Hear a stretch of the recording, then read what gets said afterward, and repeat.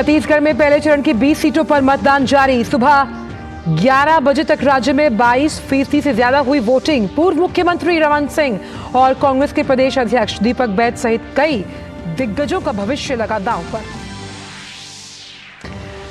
मिजोरम की सभी 40 सीटों पर भी चल रही है वोटिंग। सुबह करीब 10:30 बजे तक राज्य में करीब 30% वोटिंग हुई। सत्तारूढ़ Mizo National Front, Zoram People's Movement और कांग्रेस के बीच त्रिकोणीय मुकाबला।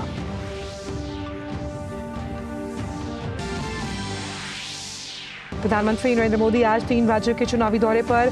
पीएम ने छत्तीसगढ़ के विश्रामपुर में की जनसभा। कहा, हमें सत्ता में नहीं सेवा में है विश्वास। प्रधानमंत्री मध्य प्रदेश के सीधी और तेलंगाना के हैदराबाद में भी करेंगी जनसभाएं। केंद्रीय गृह मंत्री और वरिष्ठ भाजपा नेता अमित शाह आज राजस्थान में करेंगे चुनावी प्रचार। वहीं कांग्रेस समेत तमाम दलों के स्टार प्रचारक भी कर सकते हैं धुआंधार प्रचार। राष्ट्रपति द्रौपदी मुर्मू आज से उत्तराखंड के दौरे पर। गोविंद वल्लभ पंत कृषि एवं तकनीक विश्वविद्यालय के 35वें दीक्षांत समारोह में होंगे शामिल।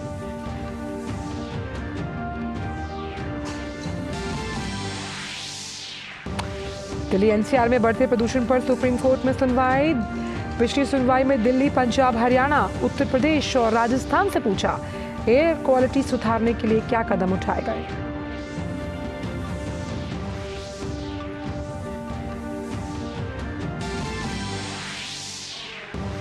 और क्रिकेट विश्व कप में आज मुंबई में अफगानिस्तान का ऑस्ट्रेलिया से होगा मुकाबला। अफगानिस्तान की नजर आज के मैच को जीतकर सेमीफाइनल की राह आसान करने पर। नमस्कार, आप देख रहे हैं टीडी न्यूज। मैं हूं आंचल गुलाटी गुंबर। जानते हैं इन सभी खबरों को विस्तार के साथ। छत्तीसगढ़ विधानसभा चुनाव के पहले चरण के लिए मतदान जारी है। पहले चरण में 11 जिलों की 20 सीटों पर वोटिंग हो रही है। इस चरण में 40,78,000 से अधिक मतदाता कुल 223 उम्मीदवारों के भाग्य का फैसला करेंगे। इनमें 25 महिला प्रत्याशी और 198 पुरुष उम्मीदवार चुनावी मैदान में हैं। मोहला, मानपुर, अंतागढ़, भानुप्रतापपुर, कांकेर, केशकाल, कोंडागांव, नारायणपुर, दंतेवाड़ा, बीजापुर और कोंटा यानी 10 सीटों पर मतदान सुबह 7 बजे से शुरू हुआ, जो दोपहर 3 बजे तक चलेगा। वहीं बची हुई 10 सीटों खैरागढ़, डोंगरगढ़, राजनांदगांव, डोंगरगांव, खुज्जी, पंडरिया, कवर्था, बस्तर, जगदलपुर और चित्रकोट में वोटिंग सुबह 8 बजे शुरू होकर शाम 5 बजे तक चलेगी। पहले चरण की 20 विधानसभा सीटों में 7 सीट सामान्य, 1 सीट अनुसूचित जाति, 12 सीट अनुसूचित जनजाति के लिए आरक्षित है। इन सभी विधानसभा सीटों पर कई बड़े नेताओं की किस्मत दांव पर है। निर्वाचन आयोग ने शांतिपूर्ण मतदान सुनिश्चित करवाने के लिए व्यापक सुरक्षा के प्रबंध किए। सुबह 11 बजे तक राज्य में 22% से ज़्यादा मतदान की खबर है। जिलेवार वोटिंग की अगर बात करें तो बस्तर में 19.97, बीजापुर में 9.11, दंतेवाड़ा में 16% से ज़्यादा, खैरागढ़ में 23% से ज़्यादा, कोंडागांव में 32.5%, मोहला मानपुर 27%, नारायणपुर 21.6%, राजनांदगांव 14%, कांकेर 34.65% हुई है। तो यानी कि कांकेर में सबसे ज़्यादा लोगों ने जाकर अपने मताधिकार का इस्तेमाल किया है। छत्तीसगढ़ विधानसभा चुनाव के पहले चरण का मतदान जारी है। राजनांदगांव में सुबह से ही मतदाता मतदान केंद्रों पर मौजूद हैं और वो पहुंच रहे हैं। राजनांदगांव में मौजूद हमारे संवाददाता अश्विनी मिश्रा ने पोलिंग बूथ का जायजा लिया और वहां जो मौजूद मतदाता हैं उनसे बात की। आइए सुनते हैं। छत्तीसगढ़ में प्रथम चरण का मतदान जारी है। प्रथम चरण में 20 सीटों पर मतदान की प्रक्रिया शुरू हो चुकी है। 10 सीटों पर सुबह 7 बजे से मतदान हो रहा है, जो कि 3 बजे तक चलेगा, और अन्य 10 सीटों पर 8 बजे से 5 बजे तक मतदान हो रहा है। सबसे बड़ी बात यह है कि आप देख सकते हैं कि हम राजनांदगांव के इस दिग्विजय महाविद्यालय के मतदान केंद्र पर हैं, जहां पर बड़ी संख्या में युवा, बुजुर्ग, फर्स्ट टाइम वोटर्स अपने मताधिकार का प्रयोग करने के लिए आए हुए हैं। यहाँ पर बहुत सारे लोग हैं जो कि इस लोकतंत्र के महोत्सव में शिरकत करने के लिए आए। हम उन्हीं से राय जानते हैं क्या वो प्रमुख मुद्दे हैं। संस्कारधानी कहा जाता है राजनांदगांव को। किन बातों को लोग मन में रखकर मतदान करने आ रहे हैं? ये सारे के सारे लोग राजनांदगांव विधानसभा क्षेत्र का विकास चाहते हैं, इसीलिए हम सब राजनांदगांव वासी मतदान के लिए उपस्थित हुए। जबरदस्त उत्साह है, चाहे युवा हो, चाहे बुजुर्ग हो, चाहे दिव्यांग हो, महिलाएं हो, बड़ी संख्या में आ रहे। और यहाँ पर एक ये सेल्फी पॉइंट बनाया गया है जहाँ पर चिन्हारी लोकतंत्र के मोर वोट मोर जिम्मेदारी, यानी हमारा वोट हमारी जिम्मेदारी है, सेल्फी पॉइंट है। बहुत सारी और गतिविधियां चलाई गई हैं। क्या युवा के मन में है? युवा के मन में सिर्फ यही है कि जो चीज़ें गलत हुई थी पिछले साल, इस साल वो चीज़ें ठीक करना है। जितने भी नए युवा लोग हैं उनको यहाँ से बाहर जाना पड़ रहा है, वो यहाँ पर अगर उनको वो मिलेगा कि यहाँ पर ही जॉब कर पाएं तो वो ज़्यादा अपने घर पे ही रहना प्रेफर करेंगे। आधी आबादी इस लोकतंत्र के महापर्व में शिरकत कर रही। माताएं बहनें बड़ी संख्या में मतदान करने के लिए मतदान केंद्रों पर उमड़ चुकी हैं। माता जी, क्या मन में रख के आप लोग वोट डालने आ रहे हैं? हमारे देश का अच्छी तरह विकास हो, हमारे प्रदेश का बहुत अच्छी तरह विकास हो, हमारे गरीब लोगों को और युवाओं को अच्छी शिक्षा की सुविधा मिले, देश का विकास हो। तो देश का विकास हो, क्षेत्र का विकास हो, यही लोगों के मन में है और यही अभिलाषा है। और सब ज़्यादा से ज़्यादा शिरकत कर रहे हैं लोकतंत्र के इस महोत्सव में। निश्चित तौर से जीत चाहे जिसकी हो, मजबूत लोकतंत्र हो रहा है। कैमरा पर्सन उत्तम सिंह के साथ अश्विनी कुमार मिश्र, डीडी न्यूज़, राजनांदगांव, छत्तीसगढ़। मुख्य मुद्दा यहाँ पर शिक्षा और स्वास्थ्य की अभी भी कमी है और इसमें ज़रूरी एक सुधार हो। जैसा चाहिए एक जिला हेडक्वार्टर को जिस तरह से डेवलप होना चाहिए उस तरफ से डेवलप नहीं हुआ है। सर्वप्रथम तो मैं ये कहना चाहता हूँ कि मतदान हमारा अधिकार है। प्रत्येक व्यक्ति को अपने मतदान का प्रयोग करना चाहिए। यहाँ शिक्षा, स्वास्थ्य, शहर की सफाई, पिछड़े जो आवासी लोगों को जो मकान का जो सुविधा है वो नहीं मिल पाया है। ब्लू फील्ड होना चाहिए, ब्लू एस्ट्रोटर्फ लगना चाहिए, क्योंकि यहाँ हॉकी की पहचान है। मैं राजनांदगांव वासियों को यह अपील करता हूं कि मतदान के लिए ज़्यादा से ज़्यादा लोग घर से निकले। हम लोग तो छत्तीसगढ़ के हित के लिए वोट दिए हैं और राष्ट्र हित के लिए वोट दिए हैं।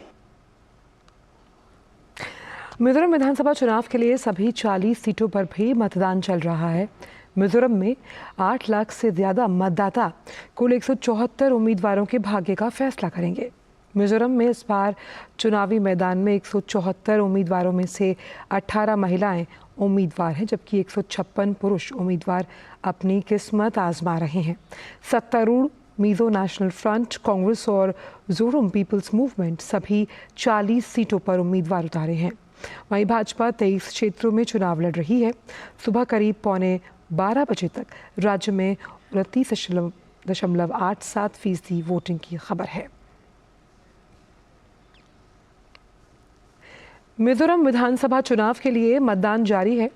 मिजोरम के मुख्यमंत्री जोरामथांगा ने आइजोल उत्तर द्वितीय विधानसभा क्षेत्र के अंतर्गत 19 आइजोल वेंगलई YMA हॉल में मतदान कर अपने मत अधिकार का उपयोग किया। छत्तीसगढ़ विधानसभा चुनाव के दूसरे चरण के लिए सभी पार्टियों के स्टार प्रचारक धुआंधार प्रचार कर रहे हैं। प्रधानमंत्री नरेंद्र मोदी आज 3 राज्यों के चुनावी दौरे पर हैं। प्रधानमंत्री ने आज सबसे पहले छत्तीसगढ़ के विश्रामपुर में चुनावी जनसभा को संबोधित किया। प्रधानमंत्री ने कहा कि जब जब कांग्रेस सत्ता में आती है तब तब देश में आतंकवादियों और नक्सलियों के हौसले बढ़ जाते हैं। कांग्रेस की एक और बड़ी नाकामी भी रही है। जब जब कांग्रेस सरकार में आती है तब तब देश में आतंकवादियों और नक्सलियों के हौसले बढ़ जाते हैं। जहां भी देखो इधर कभी बम फूटने की खबर आती है, कभी उधर बम फूटने की खबर आती है, कभी यहां मार दिया काट दिया की खबर आती है, कभी यहां मार दिया काट दिया की खबर आती थी। जिस जिस राज्य में कांग्रेस सत्ता में होती है वहां अपराध का, लूटपाट का राज ही चलता है। कांग्रेस सरकार नक्सल हिंसा को काबू करने में असफल रही। बीते कुछ समय में भाजपा के अनेक कार्यकर्ताओं को हमसे छीना गया है। कितना ही पैसा क्यों न हो, बेटा शाम को घर न लौटे और बेटे की लाश घर पे आए, उन पैसों का क्या करेंगे हम लोग।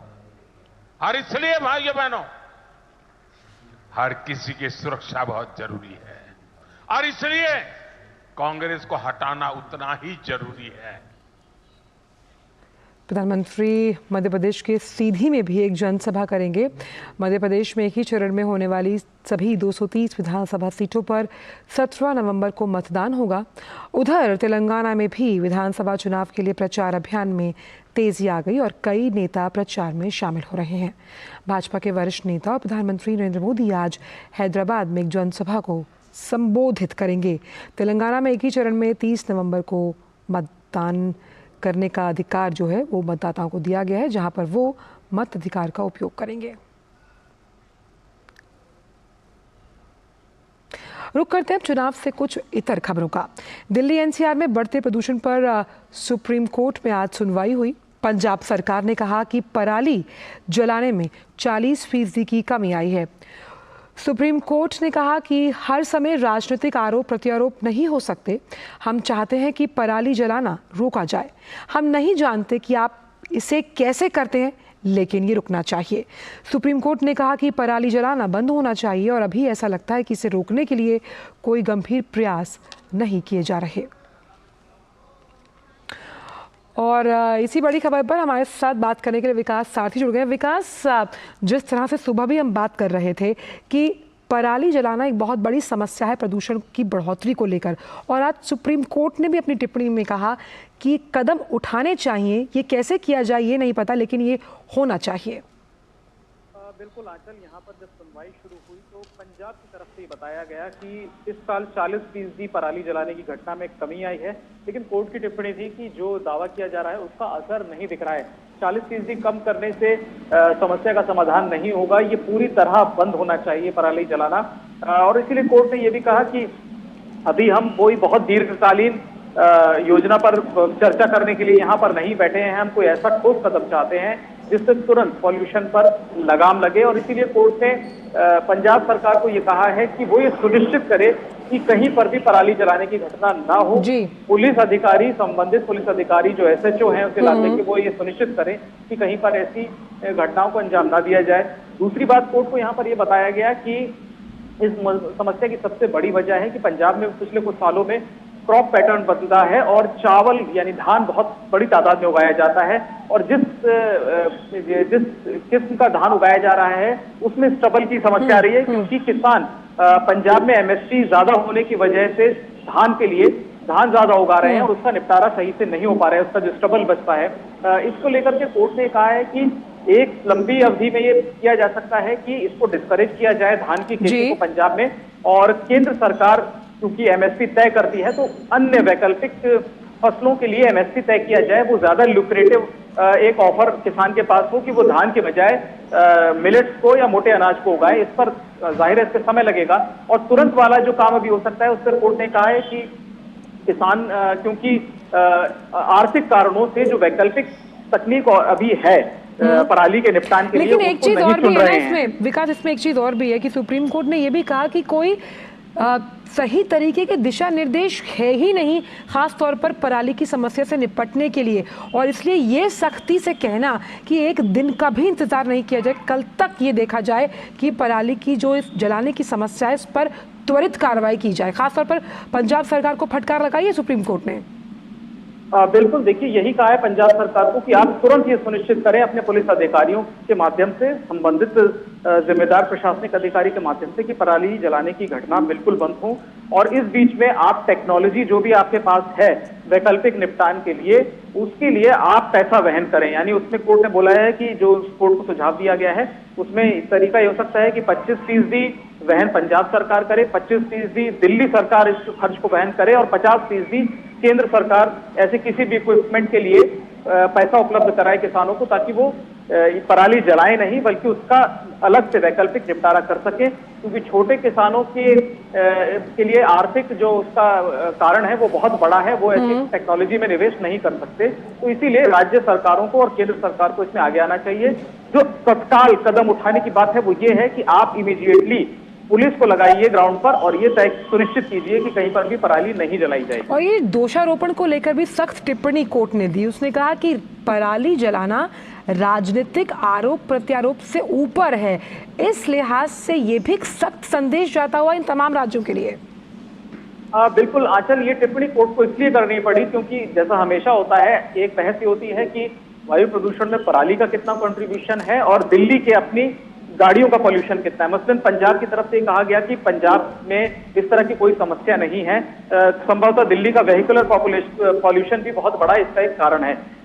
IIT की एक स्टडी हुई थी 2018 में, उसमें भी ये कहा गया था कि जो मेजर पार्ट है वो पराली है 20% और 18% से कम ये जो गाड़ियों का जो पॉल्यूशन है वो है दिल्ली में। या IIT कानपुर की एक स्टडी कहती है 2016 की। तो यहाँ पर कोर्ट ने साफ कहा कि पराली एक बहुत बड़ा मेजर घटक है, फैक्टर है दिल्ली की खराब होती हुई एयर क्वालिटी का, और इसको रोकने के लिए पड़ोसी राज्यों को तत्काल कदम उठाने होंगे। हरियाणा की स्थिति कुछ बेहतर है इसमें, क्योंकि वहां पर जो वो धान की किस्म उगा रहे हैं उसमें पराली की उतनी ज्यादा समस्या नहीं है, लेकिन ये पंजाब में जो समस्या है वो लगातार बनी हुई है, जैसा कि हमने पिछले कुछ सालों में। क्या इस पर भी कोई बात हुई है विकास की, खास तौर पर पराली को अगर जलाया ना जाए तो इसका कैसे इस्तेमाल किया जाए? क्या कोई और मैनेजमेंट का तरीका है या कुछ ऐसी मशीनरी है जो इस पराली के निस्तारण की समस्या का पर्यावरण के अनुकूल किस तरह से इसको काम में लिया जाए? बिल्कुल आंचल, इसमें वैकल्पिक तरीके भी हैं जिनमें पराली को एक तरीके से आप बायो फर्टिलाइजर के तौर पर इस्तेमाल कर सकते हैं, लेकिन जाहिर है कि उस टेक्नोलॉजी की जो लागत है उसको हर किसान अपने ऊपर लेने के लिए तैयार नहीं है। उनका कहना है जो मार्जिनल किसान है और जो मझोले किसान हैं वो पैसा नहीं लगा सकते हैं। बड़ा किसान पे आप दबाव डाल के फिर भी उसको मजबूर कर सकते हैं, लेकिन राज्य सरकार का ये कहना है कि हम गरीब किसानों, सीमांत किसानों पर इस तरह का दबाव नहीं डाल सकते कि वो टेक्नोलॉजी खरीदें। इसीलिए कोर्ट ने कहा कि जब आप सब्सिडी दे सकते हैं सरकारें, तो इस टेक्नोलॉजी की फंडिंग भी आप लोग कर सकते हैं। 25% राज्य सरकार दिल्ली और पंजाब करे और 50% केंद्र सरकार करे। कितना हो पाएगा इसमें ये तो आने वाले समय में पता चलेगा, लेकिन जो इमीडिएट रिलीफ मिल सकता है कोर्ट ने कहा कि वो इससे मिल सकता है कि आप तत्काल प्रभाव से पराली जलाने की घटनाओं को रोकें जो पड़ोसी राज्य हैं। सुप्रीम कोर्ट ने इससे पहले भी एक आदेश दिया था, उसमें ये कहा था कि अगर पराली जलाने की घटना कहीं होती है तो हम SHO को कंटेम्प्ट नोटिस जारी करेंगे और SHO के खिलाफ कार्रवाई करेंगे। लेकिन पुलिस ने कहा कि उनके पास इतने संसाधन नहीं है कि वो एक खेत में जाकर के ये सुनिश्चित कर पाए कि पराली तो सबसे अहम जो सुप्रीम कोर्ट की टिप्पणी है वो ये है कि हर हाल में पराली जलाने को बंद किया जाए, दोषारोपण नहीं बल्कि इसको अभी सख्त तौर पर रोका जाए। बहुत बहुत शुक्रिया विकास इन तमाम जानकारियों को हमसे साझा करने के लिए, क्योंकि हम जानते हैं कि प्रदूषण की बहुत मुख्य वजह पराली जलाना है और इस पर अब सुप्रीम कोर्ट ने सुप्रीम सुनवाई करते हुए सख्त आदेश दिए हैं। बढ़ते आगे, सूचना एवं प्रसारण मंत्री अनुराग सिंह ठाकुर मध्य प्रदेश के दौरे पर हैं। अनुराग सिंह ठाकुर ने INDIA गठबंधन पर हमला बोला। उन्होंने कहा कि इस गठबंधन का ना तो कोई नेता है ना ही नीति। ये गठबंधन मैंने पहले दिन कहा था, इनका ना नेता है ना नीति है और नीयत में भी खोट है। ये अधिकतर लोग इनमें से भ्रष्टाचार के गंभीर आरोपों से घिरे हुए हैं और केवल अपनी जान बचाने के लिए एक दूसरे के साथ आए हैं। इनकी जमीन तो रही नहीं, अब ये केवल जमानत पे बाहर निकले हुए नेता के इकट्ठे मिलकर आए। उन्होंने ये भी कहा कि दुनिया भर में 46% डिजिटल पेमेंट भारत में होती है। दुनिया भर में माना गया कि भारत जो करता है वो दुनिया के बड़े बड़े देश नहीं कर सकते। UPI पेमेंट्स अगर आप देखिए, डिजिटल पेमेंट्स में दुनिया में 46% पेमेंट्स भारत में होती है। ये डिजिटल वर्ल्ड में हमारी एक नई पहचान है। ये प्रधानमंत्री मोदी की सोच है, पारदर्शिता है, जवाबदेही है, अच्छा सिस्टम है। इस तरह से ही E-एडुकेशन, E-हेल्थ केयर, E-कॉमर्स से लेके बाकी सब, ये भारत ने एक नई छलांग लगाई है। ये नए भारत की बुलंद तस्वीर है जो दुनिया देख रही है। खबर मध्य प्रदेश से, जहां सोम डिस्टिलरी के यहाँ छापे मारे जा रहे हैं। इसमें IT और ED की टीम छापेमारी की कार्यवाही कर रही है। इसमें भोपाल शाहपुरा थाना क्षेत्र सहित कई ठिकानों पर छापेमारी की कार्यवाही जारी है। रायसेन की सोम डिस्टिलरी कंपनी मध्य प्रदेश की जानी मानी शराब निर्माता कंपनी है। इनके कई ठिकानों पर देर रात से कार्यवाही जारी है। सुबह 6 बजे से ED और CBI ने गुलमोहर, त्रिलंगा और MP नगर सहित कई ऑफिस और घर पर एक साथ कार्यवाही जारी की। बात उत्तर प्रदेश में अयोध्या नगरी की। भगवान राम की नगरी के रूप में ये दुनिया भर में जानी जाती है। भगवान श्री राम के भव्य मंदिर निर्माण कार्य पर देश और दुनिया की निगाहें लगी हैं। 22 जनवरी 2024 को प्रधानमंत्री नए मंदिर प्रांगण में रामलला की प्राण प्रतिष्ठा कार्यक्रम में शिरकत करेंगे, जिसे देखते हुए पूरी अयोध्या नगरी दुल्हन की तरह सज रही है। इस शुभ कार्य की तैयारियों में फलस्वरूप अयोध्या नगरी में व्यापार में बढ़ोतरी हुई है और लोगों को रोजगार के नए अवसर मिले। देखिए ये रिपोर्ट। अयोध्या में इन दिनों मूर्ति कला और फूलमाला को गढ़ने और रचने वालों के व्यवसाय में दोगुनी वृद्धि हुई है। वहीं भगवान के वस्त्र बनाने वालों के कार्य से लेकर धार्मिक प्रतीक के झंडों की बिक्री भी इस तरह से तेज हुई है कि लोग मुख्य मार्गों और चौराहों पर ठेले पर झंडा लगाकर बिक्री कर रहे हैं। इससे अर्जित आय से लोग अपने परिवार का भरण पोषण आसानी से कर रहे हैं। जैसे राम मंदिर का निर्माण चालू हो गया, पहले दूसरा काम करते थे और राम मंदिर निर्माण चालू, हम लोग झंडा बेचने चालू कर दिए और राम मंदिर बनना इससे अच्छा हुआ, हम लोग रोजगार बढ़ गया है और इससे हमारा घर का पूरा खर्चा भी चलता है पूरी तरह से। मूर्ति कला से जुड़े मयंक सोनी कहते हैं कि जब से राम मंदिर का निर्माण शुरू हुआ और केंद्र के साथ ही योगी सरकार ने यहां विकास के कार्य किए, तब से मूर्ति खरीदने वालों की संख्या में जबरदस्त वृद्धि हुई है। व्यापारियों ने कहा कि पहले हम लोग जैसे तैसे अयोध्या में गुजारा करते थे, लेकिन अब हम अपने परिवार का भरण पोषण भी करते हैं और खुशी से रहते भी हैं। व्यवसाय तो भैया पहले से बढ़ा है, से इधर 2-3-4 साल से काफ़ी थोड़ी मतलब समझ लीजिए कि दोगुना लगभग वृद्धि तो हुई है। भगवान की मूर्तियों के लिए वस्त्र सिलने के कार्य भी अयोध्या में तीव्र गति से बढ़े हैं। कपड़े सिलने वालों का कहना है कि मंदिर बनने से हमारे काम और आय दोनों में वृद्धि हुई है। काम बहुत बढ़ा है और मंदिरों से ऑर्डर आते हैं, यात्री लोग आते हैं तो यहाँ से भगवान के पोशाक सिलवा के ले जाते हैं बाहर, उससे हम लोग का काम बहुत बढ़ गया है। हम लोग काफ़ी सुखी हो गए हैं, आय भी हम लोग की काफ़ी बढ़ गई है। प्रधानमंत्री नरेंद्र मोदी जी को, योगी आदित्यनाथ जी को मैं बहुत बहुत धन्यवाद बोलना चाहूँगी। जब से राम मंदिर बन गई है तब से हम लोग की फूल की आमदनी भी बढ़ गई है। फूल भी जैसे 20 किलो हम लोग बनाते थे वैसे ही 40 किलो बनाते हैं। अब कुछ आमदनी भी बढ़ी है, हम लोग 2-4 लोग बनाते थे वो 5 लोग बनाते हैं, उसी से रोजगार भी बढ़ गया है, घर परिवार अपना सुखी से चलाते हैं। अयोध्या में राम मंदिर बनने से जहां देश विदेश से भक्तजन अपने राम लल्ला के दर्शन कर सकेंगे, वहीं दूसरी ओर राम मंदिर बनने से स्थानीय लोगों के रोजगार में भी वृद्धि होगी। Bureau report, DD news. IMF के कार्यकारी निदेशक और पूर्व मुख्य आर्थिक सलाहकार KV सुब्रमण्यम ने कहा कि विश्वसनीय आंकड़ों के हिसाब से देखें तो हमारे देश में रोजगार की स्थिति में काफी सुधार हुआ है। विश्वसनीय आंकड़ों को लेकर देखें तो हमारी रोजगार की जो सिचुएशन उसमें काफी सुधार और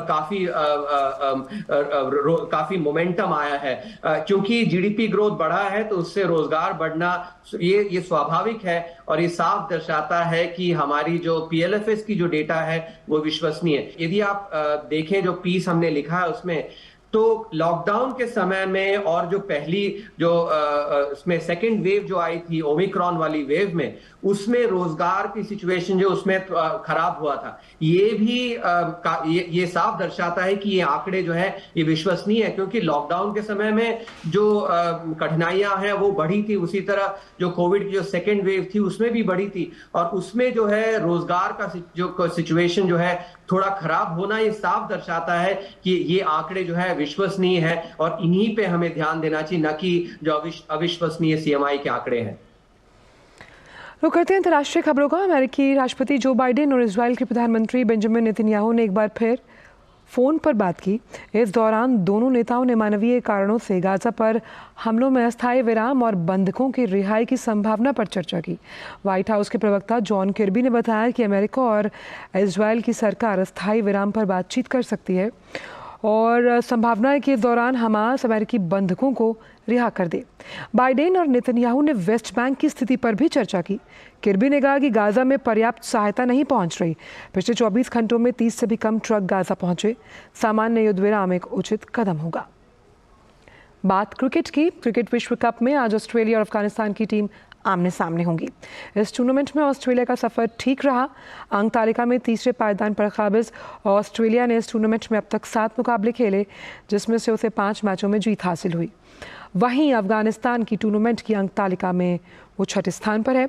अफगानिस्तान के न्यूजीलैंड और पाकिस्तान के बराबर 8 अंक हैं, लेकिन पाकिस्तान और न्यूजीलैंड की तुलना में अफगानिस्तान का नेट रन रेट कम है। अफगानिस्तान के पास अभी 2 मैच बचे हैं, जिन्हें जीतकर वह आईसीसी क्रिकेट विश्व कप के सेमीफाइनल के लिए क्वालिफाई कर सकती है। अफगानिस्तान की नज़र आज के मैच को जीतकर सेमीफाइनल की राह आसान करने पर होगी। और फिलहाल समाचारों में इतना ही। आगे आप देख सकते हैं एक्सप्रेस 100 में सहयोगी संध्या शर्मा के साथ। दीजिए इजाजत, नमस्कार।